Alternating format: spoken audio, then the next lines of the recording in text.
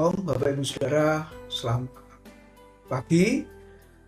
Bacaan hari ini sudah sampai di kitab Ester pasal 7, 8, dan 9. Mari kita melihat Ester pasal 7 ayat 5 dan 6 yang berbunyi demikian. Maka bertanyalah Raja Ahasiweros kepada Ester, sang ratu, siapakah orang itu dan di manakah dia yang hatinya mengandung niat akan berbuat demikian?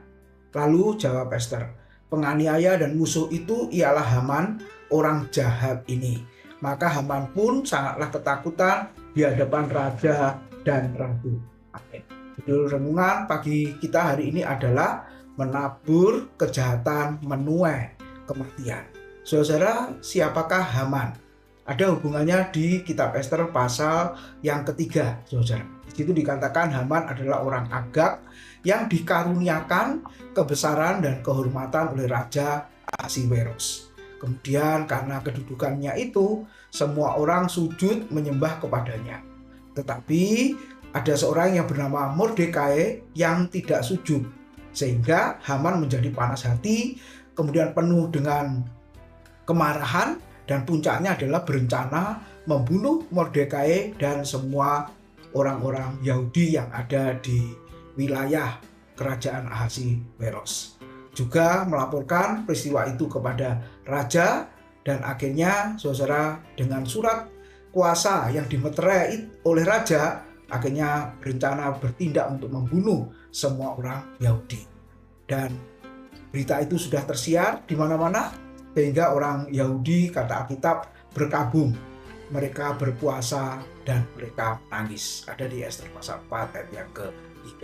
Lalu di Ester pasal 7 kita boleh melihat permintaan Ester supaya mendapat kasih karunia dari Raja Ahasiweros untuk menyelamatkan bangsa Yahudi dari pembunuhan Haman yang disebut tadi orang jahat itu. Saudara, kita bisa melihat jika cerita dan kisah ini akhirnya Haman digantung di tiang yang telah dibuatnya yang rencananya untuk menggantung Mordekai. Saudara, setiap kejahatan pasti ada akibatnya. Sama seperti Haman, dia menabur kejahatan dan akhirnya dia menuai atau berbuahkan kematian. Saudara, manusia yang penuh dengan dosa dan penuh kejahatan yang digambarkan seperti Haman seharusnya dihukum mati. Siapakah kita, saudara?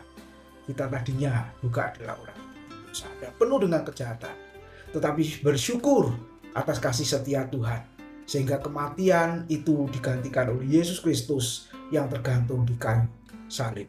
Seharusnya kitalah yang disalib, seharusnya kitalah yang dihukum, seharusnya kitalah yang mengalami kematian itu.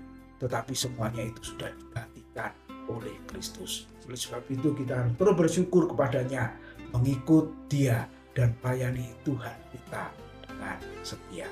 Selamat pagi, selamat beraktivitas.